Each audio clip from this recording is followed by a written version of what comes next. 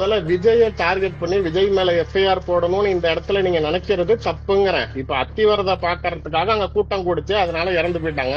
அதுக்கு காரணம் அத்திவரதர்னு சொல்லுவீங்களா? இப்ப விஜய பார்க்க வந்தாங்க, மக்கள் இறந்து போயிட்டாங்க அப்படிங்கிறப்ப அத விஜய்க்கு காரணம் தான், விஜய் தான் காரணம் அப்படிங்கறதே தவறு. எஃப்ஐஆர் பொறுத்த வரைக்கும் இப்ப நீங்க கேட்கறதுக்கே நான் வரேன். சரி, ஒரு முழு ஸ்டாண்டுக்கு கவர்மெண்ட் வாங்க. மதுரை மாநாடுல அவர் ஒரு ரேம்ப்ல நடந்து போறாரு. அதுல ஒரு அவருடைய ரசிகர் ஒருத்தர் 6 மீதியில அந்த ரேம்புக்குள்ளார இறங்கிறாரு. பவுன்சர் தூக்கி அவரை வெளியில எறிஞ்சிடுறாரு. இப்ப அந்த தூக்கி எறியப்பட்ட ரசிகர் புகார் கொடுக்கிறாருன்னு அந்த புகாரை வாங்கி விஜய் மேல எஃப்ஐஆர் போடுது இந்த அரசாங்கம். இப்ப எனக்கு இதே ஒரு மாற்று சம்பவத்துல நீங்க எனக்கு ஒரு பதில் சொல்லுங்க. முதலமைச்சர் வராருன்னு சொல்லிட்டு எல்லா பாதைகளும் எல்லா ரோடுகளும் மூடுறாங்க. அங்க நாளைக்கு அந்த பாதையில தடுக்கப்பட்டிருக்க பாதையில நாளைக்கு ஒரு சாமானிய மனிதன் உள்ள பூந்து முதலமைச்சர் வாகனத்து மேல குதிக்க முற்பட்டால் வழக்கு முதலமைச்சர் மேலயா இல்ல அந்த சாமானிய மனிதன் மேலயா? யார் மேல போடுவீங்க?